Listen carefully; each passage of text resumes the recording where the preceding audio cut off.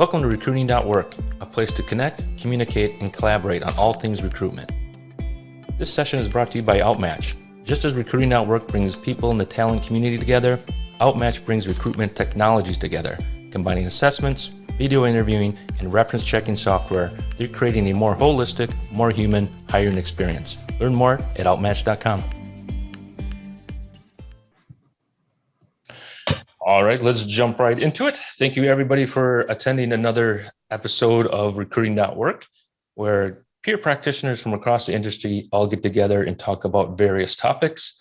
This session today is kind of something I'm changing from 2020, where we have Justin Baxter is going to be moderating this session. It's all about sourcing, and it will be an ongoing series that we do once a month where we really focus and go a little bit deeper into the sourcing aspect of recruiting.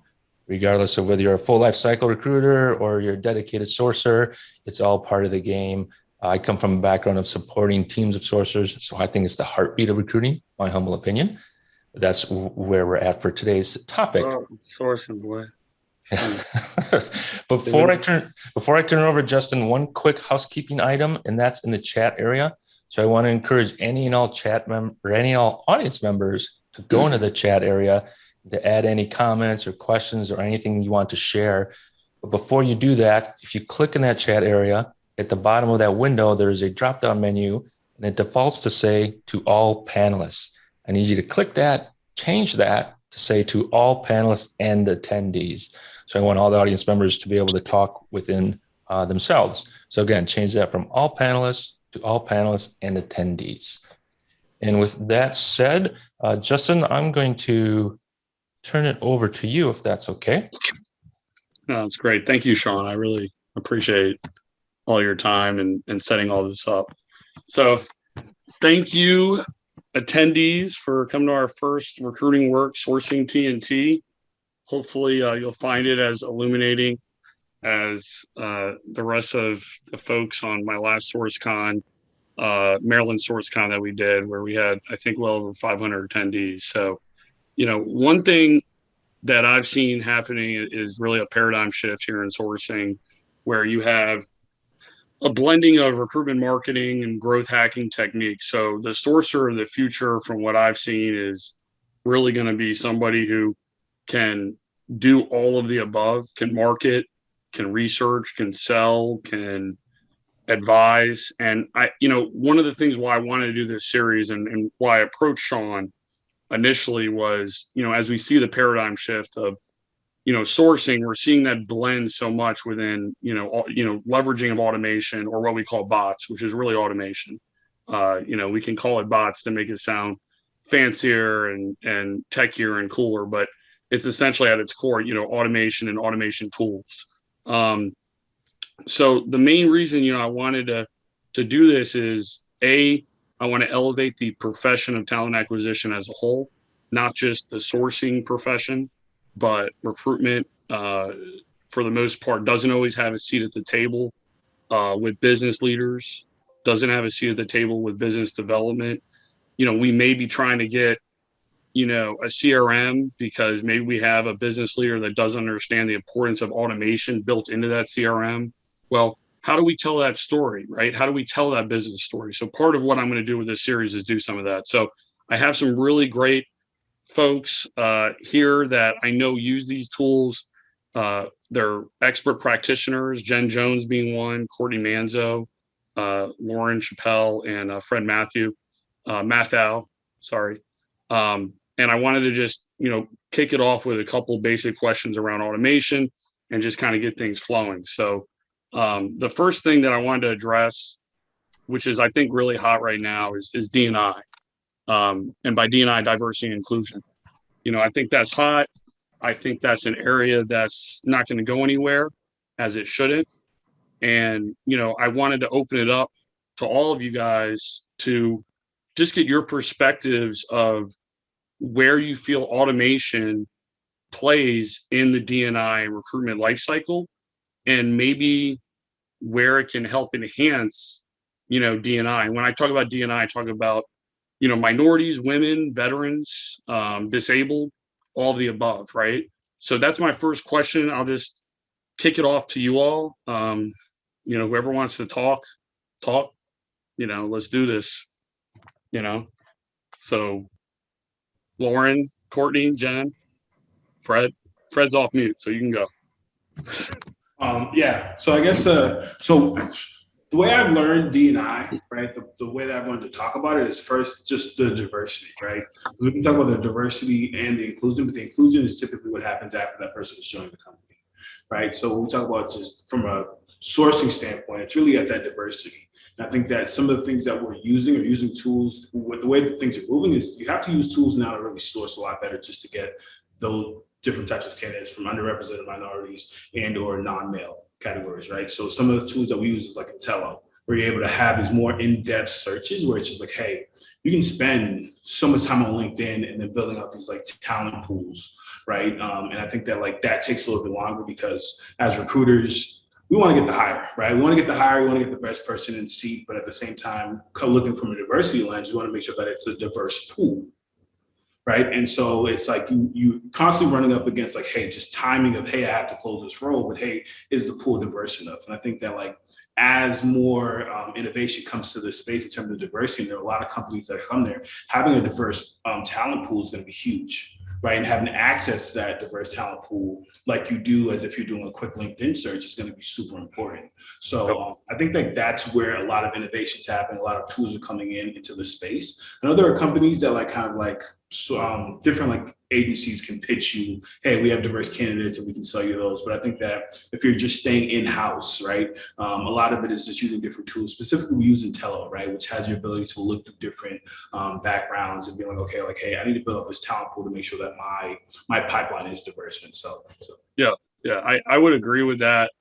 And you're talking more, getting proactively pipelining certain segments, right? So if we're going, if we want more women in cyber or women of color in cyber, for example, we can get ahead of that using Intello or some other solutions, right? Yeah, exactly. Yeah. That's that, and I've seen Intello. It's definitely a decent tool. So, Lauren, you want to? Yeah, I definitely was gonna chime in about how we're looking at diversity in a different way because it's really given opportunity for growth in places that may have been overlooked in the past. And certain companies, it is a push, but at the same time, it's also a way to engage with quality individuals who are really qualified candidates and allow them to grow within the industry. And I think the biggest thing here is, even though it's a great thing to get behind, we're able to actually give good examples within this industry and find people within the engaging with women in cyber, women in software, and all different things that come up, LGBTQ. I hope I did that right. All of these things that were, something that wasn't kind of in the forefront. It's really our opportunity to do that now by having a conversation with a candidate generally, or seeing what networks they may be in, or how we can integrate that into our team efforts as a whole, because people have a lot of experience regardless of who they are. We want to diversify and allow people to grow with us. And with that, and just to speak to what Lauren's talking about, there are so many tools out there now. One of my favorite features that I've been seeing in the last 2 years is when you're sourcing, you can actually filter out where you don't see a name, you don't see a face, on a LinkedIn profile. You specifically are looking at skills. And I think that's extremely important because that removes all those unconscious biases and allows you to really look at the candidate's skills and match them to the job. Another thing that I want to talk about is a lot of the tools out there for sourcing are now doing things. Women write their resumes slightly different. And I think that comes through once you really start digging into resumes and you look at thousands and thousands a week, you start seeing the differences in people and how they write resumes. And automation tools are helping us in sourcing be able to sift through that and make sure we're making the best choices in who we're reaching out to. Yeah, I know Textio does some of that for job descriptions because of some job descriptions have more masculine language. Right. So I know that's one, just to give them a plug. But one of the things that and this brings me kind of shifting gears from D&I a little bit, but productivity, obviously, everyone wants to get more out of less. That's how it really works in a free market society. There's nothing wrong with that. But, for us trying to balance, especially me as a dad, I got 2 young kids, a wife, trying to have a life. I have sick family members, stuff like that I'm trying to help out. So, I found myself drowning at one point with COVID. Couple months in, I was trying to balance productivity, managing a team, and I looked at automation to help solve some of that. I'm a team manager, and one of the tools I looked at was called Marinara. Now, it is not a recruitment tool; it is a productivity tool, but it helped me in balancing. Like, hey, go see your son, go drink some water, take a break, moron. Like, because I would just sit there and I'd be on this conversation and this, and I would literally, I'd start at 8 and it would be 7 and I wouldn't have taken really any breaks, So for me, it helped me in working more efficiently and balancing my work and my family life, and my wife's happier, which is big. So, and I'm taking breaks and things. So, that was probably like 8 or 9 months ago where I shift gears and really leverage Marinara. Now there's other productivity tools out there, but I think as sourcers and recruiters, if we want to be efficient, we need to leverage these tools to help us maximize what we're doing in our schedules, right? Like, hey, I'm doing a cold call block now. I'm doing client meetings now. I'm doing research here. I'm walking my dog right now, and that's when I'm going to walk my dog and I'm going to refresh, because you need that refresh time. Some of the best ideas I have are during my refresh times. So I just wanted to throw that to you guys. I know like Courtney uses some of these productivity tools, and she's easily one of the highest performers on my team. But nobody recruit her here from me. But Courtney, could you maybe speak to some of the tools that you use, and maybe you've had similar experiences as I have? Yes, definitely. I love tools like Marinara just to help keep me on track, because I think that is, time management is so huge, and those productivity tools are really key for that. And I really think there's so much out there that can help us increase our efficiencies. At the end of the day, like that's really what we need to do.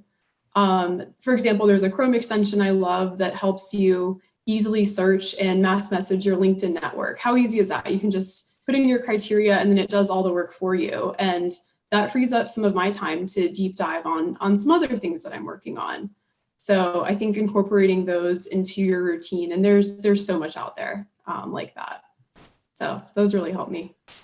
I know I had my son a couple years back, and automation tools were a absolute lifesaver. I could have searches going while I went and checked on him, and I was able to automate my email messages and automate, follow-ups with them. It kept everything in one place. It made it so that I can just very, very quickly and easily follow up with my candidates and continue to build those relationships without constantly going back to Excel spreadsheets or going into the ATS. I had it all there, and everything was always going. I had my Calendly up, so I didn't have to go in and manually schedule people. I would just log in the day, be able to search through all the candidates that have been sourced, and then see whoever signed up to talk with me that day. So those are some really quick, and Calendly is free. There's also another, I know somebody asked on here about free tools. I love multi-highlight. Yes. Yes. Yeah, don't miss on that one. I love that tool. Multi-highlight, baby. That's right. It works. It is a lifesaver. Another one in the house. That's right. Shout out to multi-highlight. Or we could do or like LeBron. Like, raise the roof. We could go the other. Yeah. Yeah. Can you expound, Jen? Can you expound on multi-highlight just a little bit? Real quick, Justin, real quick, before we go back to Jen, hey, Courtney, that Chrome extension you used, the audience is asking for the name of it. Then sorry to interrupt, Justin, but what was that Chrome extension that you use? It's called Machine Sourcer. Perfect. Thank you. Back to you, Justin. Yeah, no problem. No problem. That's the tips and tricks. More tricks than tips, or more tips than tricks. Absolutely. But yeah, and then that bring just shifting gears away a little bit from that, but automation from an engagement perspective. And I know, Jen, obviously CRM is foundational to, anyone foundationally is going to need a CRM to automate, outreach, right? Text, email. You're not going to be able to do that with a standalone ATS, especially within the government space because of OFCCP compliance. But, can you speak to maybe, how you use automation for engagement? And then, I'll just open the door to Fred and everybody else, but, maybe how they've leveraged different tools or CRMs to automate some of that engagement to entice candidates, because that's probably 50% of it, right? Right. Well, Yeah. and the beginning of my career was in sales, and I was always told 7 touches to get a response. And so in automation tools, CRM, stuff like that, you can set up follow-up messages. You can set it up to make sure you're reaching out to them on LinkedIn. You can do so many different things and automate the process. Some of the things that I like to do is I run my searches. I use a data miner. That's a free one. That's one of my favorites, to just scrape candidates and dump them in. And then go back through and make sure, I've got all the information that I needed. Check multi-highlight to make sure all those keywords are in there, and then start reaching out and see how many responses I get. Sometimes it takes 3 emails, a LinkedIn connection, and a message on LinkedIn to say hello, just to get an initial phone call set up. But those are things that you need to track. This industry is definitely one where you have to build connections, build a trusting connection with recruiters. Yeah, plus one to everything Jen said. Making sure that you have the touches are important. We use Gem. So, of course, I came from like an agency background, a little smile and dial, right? It was smile and dial, and it was like, hey, make sure that you're having all these touch points. So I think that like using that, making sure that your messages are creative, right? And not off the wall, but making sure that there are touch points. I think that what we like to say is like communication and connection. I know everyone has that, hey, Justin, we remember when you worked at Blake and we loved your experience, right? We've all had that tagline. Some of us still use that, but like being creative with your messages at different touch points. Like, hey, just checking back.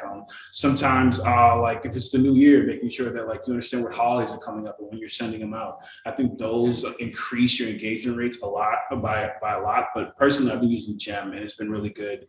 They have a great dashboard. You can see what's really hitting. You're able to, it stops the actual performance if someone replies. So you don't get that issue where it's like, hey, like they said no, but you send them a follow-up email, right? So it's like able to kind of automate all those different things. So +1 for Gem, and then +1 to everything. Gem's money though, Fred. Yeah. Gem, relative to some other CEs, Gem, but I know Gem is decent. Well, just to follow up on what everyone was saying, one thing too is it's really important when you do get that data that you house it properly within any kind of contact you would do in your ATS, so that you can also do that OFCCP notes, and then also have follow-up for in the event that you actually get these candidates in with an interview, they're already in your system. You can share them with a recruiter, a hiring manager, and do it properly where it can be cleaned up. Everything's in one place rather than an email chain. So those CSVs, any kind of tool that you can leverage to get everything imported into whatever is your best point of contact to get over to our hiring manager. We all know a resume sometimes isn't enough for us to just send over. We want to have data, like a proper best phone number, any kind of notes that we can share at a moment's notice, rather than forwarding, an email chain of 15 different emails between you, a candidate, another recruiter, a hiring manager. Boom, send over a whole entire workup from your ATS. It comes in an email, and that's you leveraging multiple tools, whether you found them on LinkedIn or you use data miner, that, it shows you contacted them 7 times, but on the 8th time you got them and then you were able to schedule them. It shows the work that you've put in as well. So your tool pays off and that outreach pays off. And in terms of also outreach for when you do try and connect with candidates, I try to be mindful when I'm working about jobs of where the time zone is versus where I live. Work a lot of, West Coast stuff. I don't want to send them an email at 6 a.m. or a text message at 6 a.m. I want to be mindful of that. So if you have a lot of the ATS systems can be set to a specific time to send a proper outreach or an automated response. That's something I try and also do when I'm doing any kind of re-engagement or just, mass outreach. Yeah. And just kind of my thought process is like, if we're able to build a better relationship because of the automation doing more of the laborious work, and then we're on a conversation where we're talking about somebody, maybe it's about their kids, or somebody's sick because of COVID, and you're building a deeper connection because of whatever's going on, and you can have a better relationship, an empathetic relationship, while the bot is over there, doing your touch point. Fred likes Gem, for example, which is Cash Money, but Gem works. And so, you have that doing your automation, and then you're able to have, like, yesterday I'm on the call with our CTO for, 30, 35 minutes while I have an automation tool doing some other tasks that are more menial. And I'm able to build a relationship with the CTO of my organization while I have this other tool doing work that, quite frankly, I don't need to be doing in my, when I'm managing a team of 15, 16 people. So for me, it frees me up as a TA leader. Like, these tools are not just for the practitioners, as you say, like the sourcer or the recruiter, but as TA leaders, as TA managers, as TA executives, we should be harnessing this as we move up. I know Jen is a TA ops manager now. It's not like she's going to suddenly say, "Oh, I'm not leveraging this." So it's not just for the individual practitioner, but as leaders, we need to be harnessing this. I have TA directors that use Slack and use other automation tools to free up their life. So I just want to stress, it's not just for the junior folks that use this. We need to use this as leaders as we move up, because that's the future. And that kind of segues for me into, and this is more abstract, right? But, we know where automation is now, where we can do touch points, where we can gather different data. Where do you think we're going 3-5 years out? What does the recruitment life cycle, not just sourcing, look like? And I know that's more abstract, but, where do you guys see it going, pro or con? I'm just curious, throwing that out there to all of you. One of the things that I've noticed is especially in our industry, is there seems to be an influx of fake social media profiles. I know Justin can definitely speak to that. He's been working heavily in that area. And as a candidate looking into a new company, if I know that a recruiter is reaching out to me from a conversation that I had with an AI bot, then I know that person really works for the organization and isn't posting a fake profile trying to get my contact info.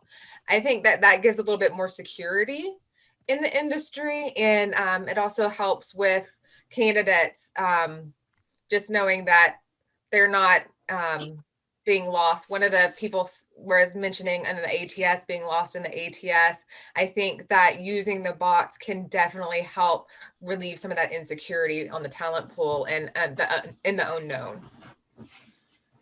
Yeah, I agree with that. Fred, you want to chime in? I know you're on mute. Yeah, no, I think engagement is going to change, right? I think that because the way that we're networking has changed. Right. So the world has significantly changed. It isn't like, hey, typically a year ago, we would have been up on stage right now doing this, right? We would have had everyone come in after at 6 o'clock and engage. So I think that the way that we network, the way that you have to build your network, leveraging LinkedIn is going to be a little bit more, even after we kind of go back to normal. I think that having to leverage these online profiles and making sure that these things are your online impressions are a little more cleaned up, are going to be as important, just because the face-to-face engagement is just going to decrease, at least for the next year or two, in my opinion. Yeah.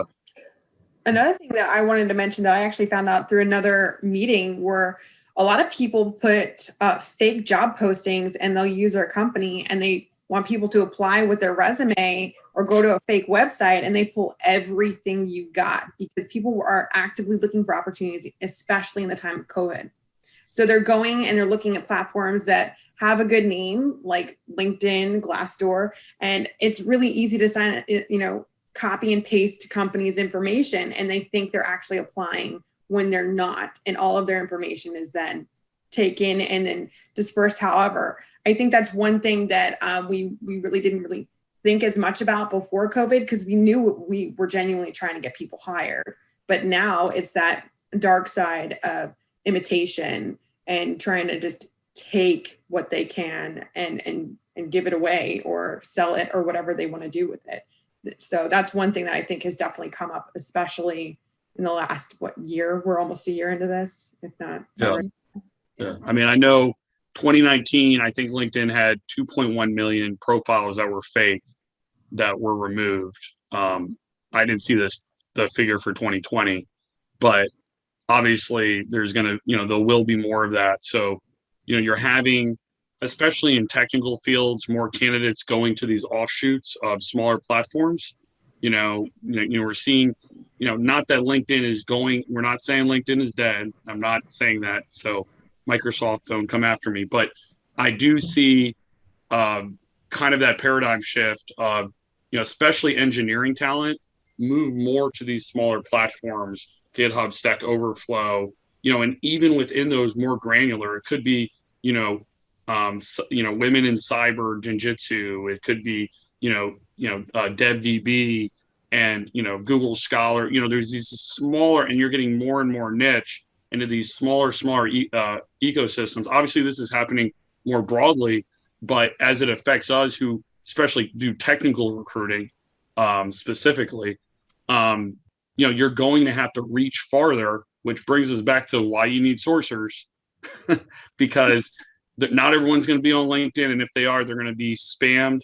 And, an interesting thing that I heard, I was listening to a video that Aaron Matthew was doing with some of the European counterparts, who are in sourcing, and they don't even take cold calls.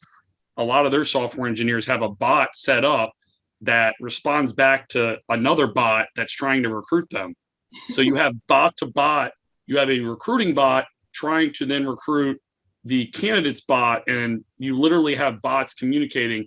And the gentleman, Aaron, was asking a question, and he goes, "Oh, we don't do," he was like, "We don't do cold calls here. We don't really mess with all that. It's really, they want to be, the candidate population wants to be engaged by a bot, but then you have bot to bot communication." And I think, I don't know if that's where it's going in the US necessarily, right? But all I'm saying is that the ecosystems within which a lot of the engineering talent exists is getting more and more granular, right? So you're going to have to dig deeper to build, those relationships and find the talent. So you need tools, you need smart researchers and sourcers that can sell. So anyway, I digress on that. I don't know if you guys feel the same or feel differently. And I wanted to talk about that too. I'm pretty heavily involved in Reddit, and you'll go into some of these subreddits, and there's software developer subreddit, and then there's other ones where they talk about the recruiting process and some of the things that they're seeing. It's very enlightening, and definitely makes us as recruiters look at our process and see just where the faults may lie. But again, it's definitely good to just go in and look and see, read the conversations that are going on and find out what you can do to help this process. Yeah. I mean, there's a Reddit. What is it called, Jen? Where it's like hate recruiters, or you know what I'm talking about. It's called Recruiting Hell. Yeah, Recruiting Hell. Oh, and yeah. so you don't want to end up on there. No. Because it's a lot of engineers, but it's other people, and they literally will, if they have a bad experience, you'll be on blast really quick, and it can go viral like that. So fast. So it's crazy. And that brings me to another question. Switching gears is, how much more control just like consumers have more control, how much more control does the candidate have? Do you feel in the new social media landscape?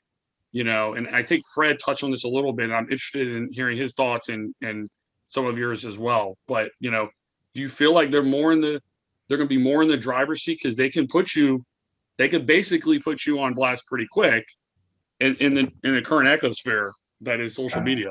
I think that's a double-sided sword, right? Because one, everyone's got a blog, right? So candidates can blog their way into our inboxes, right? Where you just kind of see something go viral, you're like, well, I'm trying for that, so I want to go check that person out, right? At the same time, now we're being held accountable, right? For a long time, we owned all that. There was no transparency into the process. And then when you go into these subreddits, when you go into these groups, when I talk to software engineers, panels and stuff like that, they're more upset about people not getting back to them.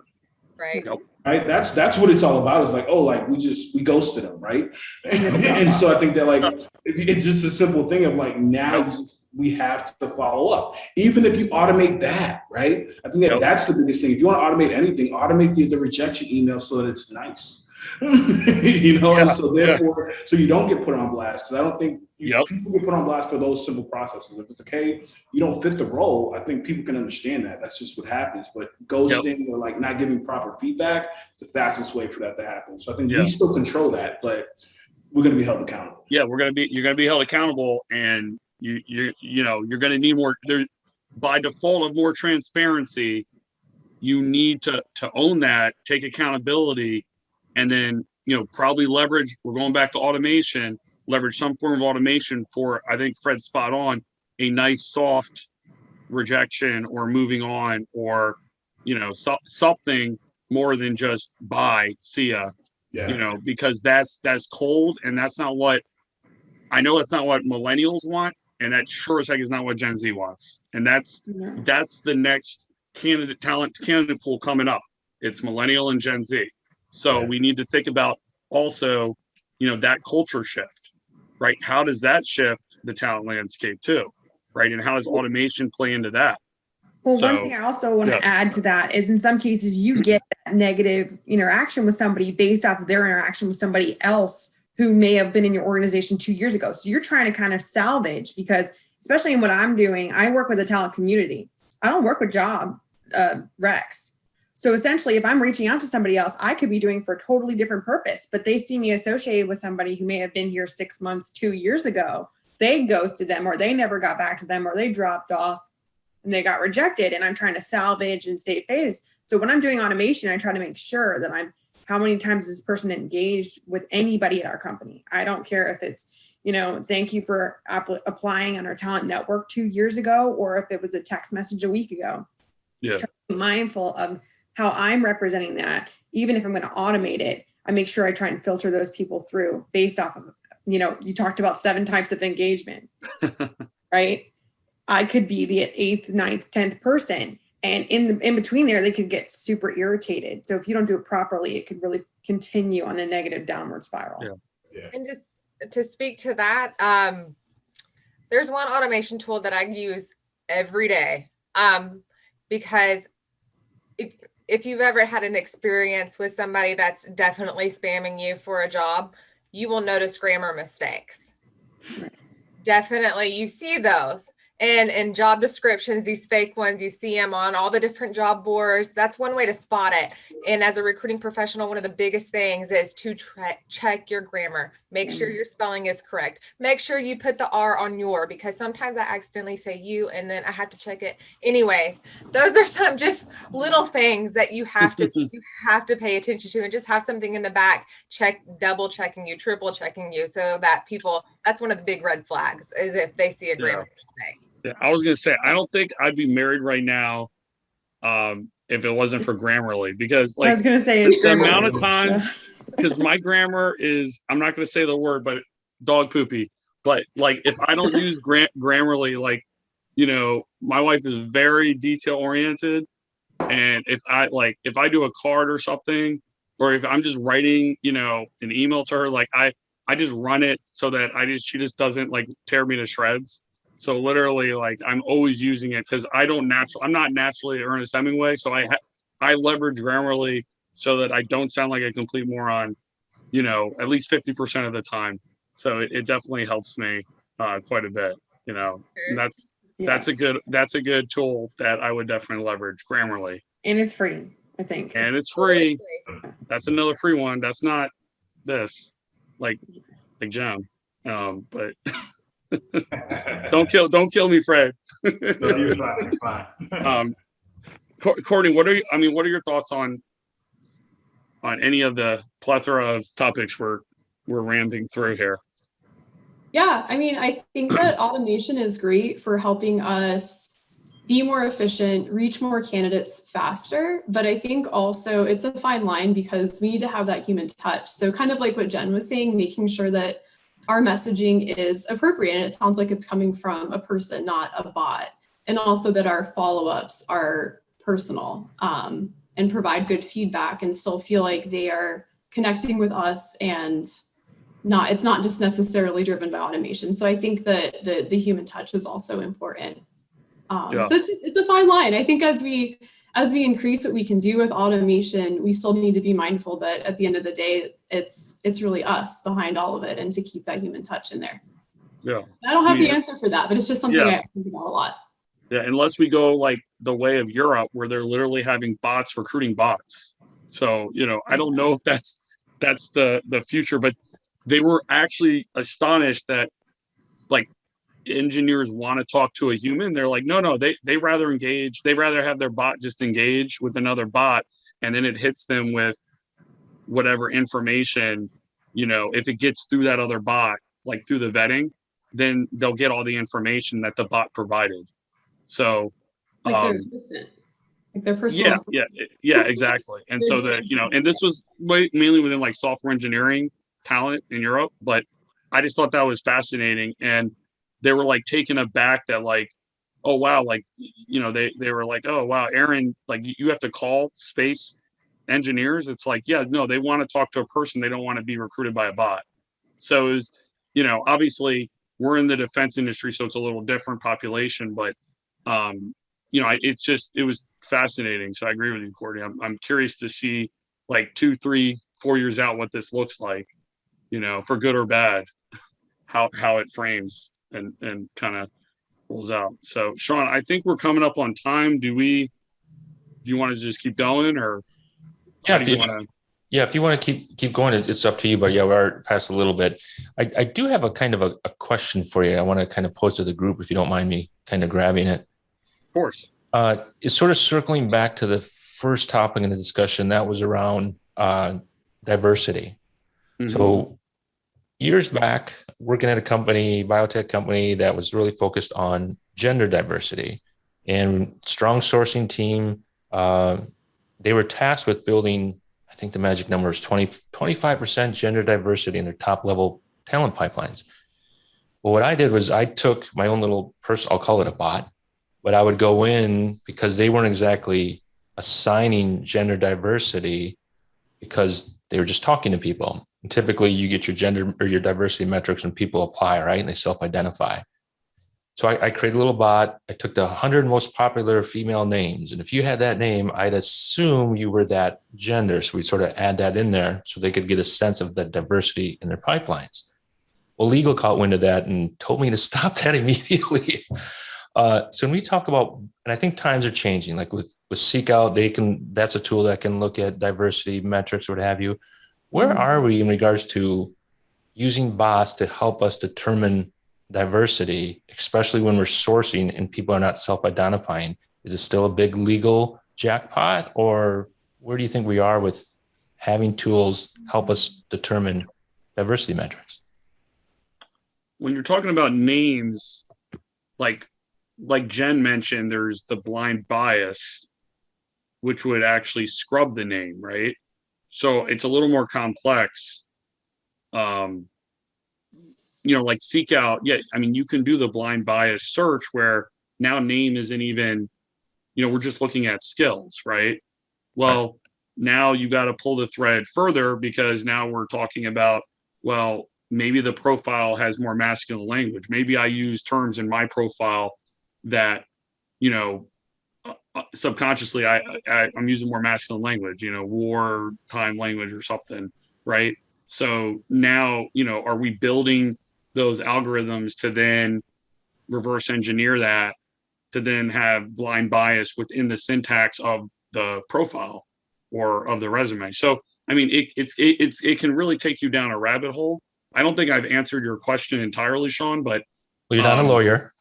yeah, I'm not a lawyer, and so like I can't go into that, and obviously I won't speak on that for my organization, right? Like specifically, but I don't know if Fred wants to chime in on that. Yeah, so again, not a lawyer, nor am I speaking on behalf of my lawyer. But I think from what I've seen and heard, we're still at the same space, right? I think that like you actually, if you're creating talent pool, people have to self-identify into them, right? And diversity now, as it's defined, is beyond just like gender parity. Mm-hmm. So then like now you have an even bigger issue, because now like you can't do it by last names, you can't do it by area. So I think that we're still keying on people self-identifying, or the way that you kind of get around that is like, have they self-identified into a group, right? So if they're part of women in tech, right, then you're allowed to then be like, okay, like this person, like there's a high percentage that this is going to be a female candidate. So then you can then identify them as that. But that's because they've already self-identified into that group. So it's kind of like a workaround that we've learned about that. But again, it's still something that people are still trying to figure out, because I think once we start to automate, right, and like people start talking about AI and bots, the people are building these things. We're building them, right? So there may be still some bias within that. So we want to make sure that we're able to check that through and through. And yeah, so then that's where the legal complications come from, because as the bot being biased, then it's really working against you. Yeah, and that's I think the con of what I was saying about pros. Oh, there's all these pros, but if the bot is actually then working against us in terms of building out those D&I pipelines, because it's screening out and it needs to be tweaked or configured, that's where you still need, some human oversight, because it needs to be ethical, right? I mean, there's, some algorithm developer sitting in, San Francisco that created that, more than likely, or somewhere, but he or she, more likely he, created that. And now, if it's running amok, you kind of need to reverse engineer that and need some type of oversight. So yes, it can help us in all these great ways, but it can also cause a lot of harm. So I think that's a really good point, Fred. And I think we have to be very cognizant of that 3 to 5 years. I mean, this is people's livelihoods that we touch as recruiters. I mean, this is how they feed their families, how they pay their mortgage. So, yes, we can use automation to help us, but if somebody doesn't get a job, if a single mom does not get that job because that bot screened them out, that's a problem.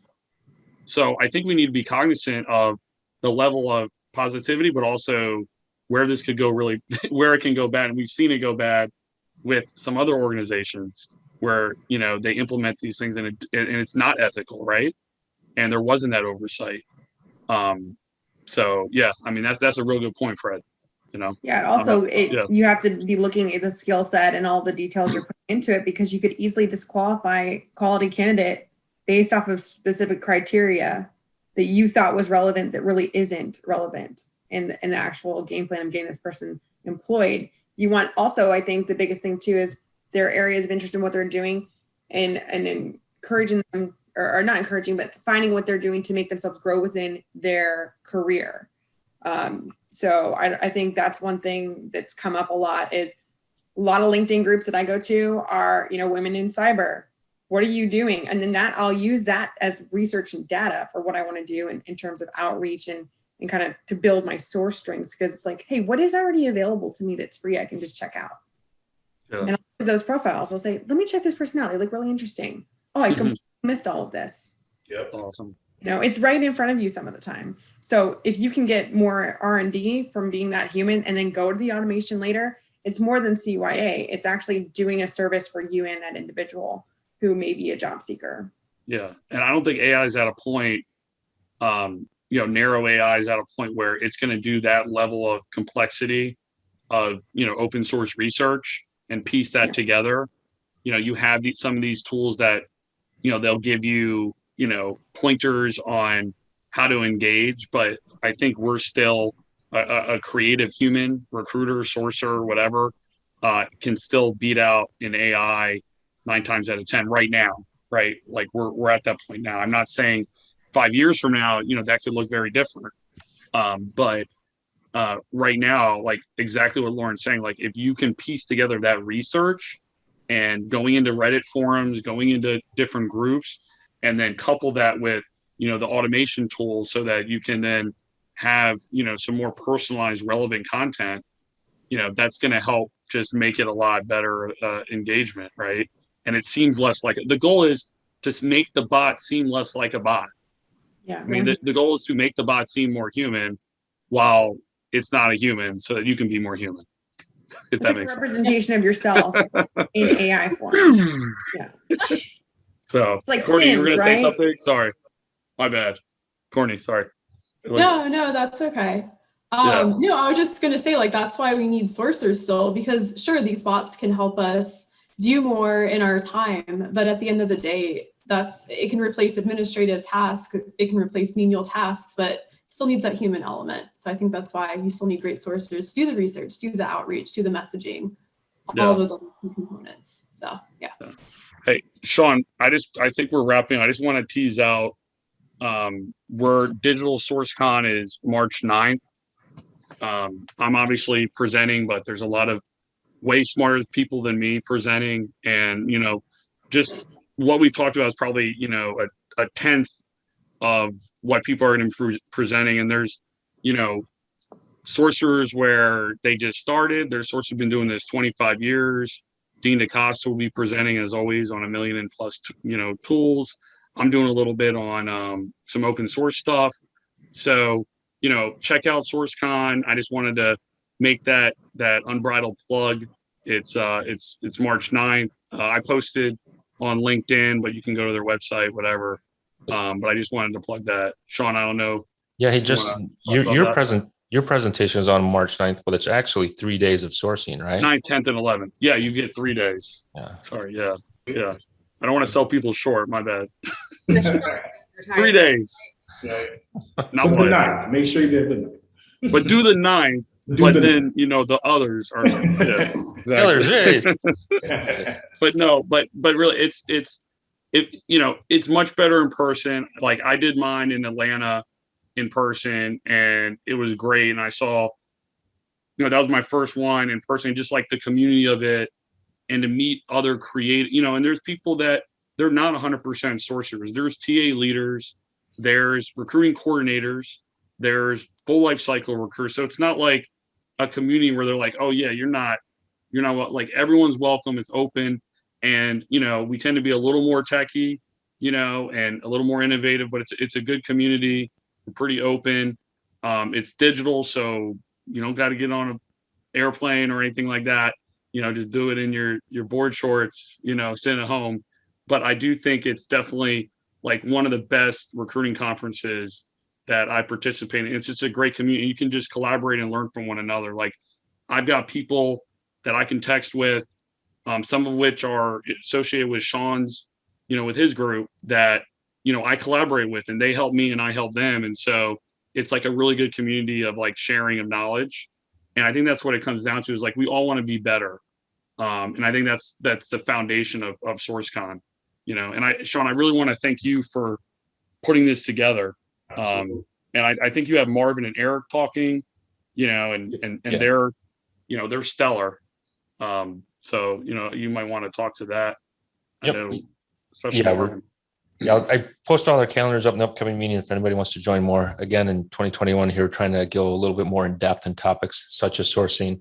I will say one last word on SourceCon. It is the conference for me that I always get the most takeaways from. To me, that's a good conference. How many little things am I taking away to go back to my desk? SourceCon, I think just because of the nature of the people there, has the most takeaways. But yeah, I think it's under $300. It's digital, right? Because of the whole COVID thing. Good news is I'm starting to see, it looks like some conferences are starting to book face-to-face in the fall. Not recruiting. I haven't seen the recruiting, but as a whole, I'm just real eager to get face-to-face again versus everything on Zoom. With that said, yeah, we'll wrap it up here. Lauren, Courtney, Jen, Fred, and Justin, thank you very much for doing this. You can see there's a lot of interest in getting into the weeds and the details of these things, and I'm sure we'll have more to follow in the coming months. Next session is March 25th, same day, a Thursday, same time at 10 a.m. Pacific Coast. But again, we're going to get on a regular basis. I will record this, post it on our site. I'm going to have some really, really good speakers from within the sourcing space, way smarter than me. So it will be a lot better than hearing me chatter on. But, I want to make sure, we can build a following of people, a community that can come and join and just speak openly and transparently about the industry. So, Fred, thank you for coming. Really appreciate it. Jen, great to see you again. Hope, well, I won't go into it. Lauren, Courtney, thank you for showing up. Get back to work because I manage you. I know. Yeah. All right. See you guys. Thank you, everybody. Take Talk care. to you soon. Bye. Bye-bye. Peace. Okay. Yep.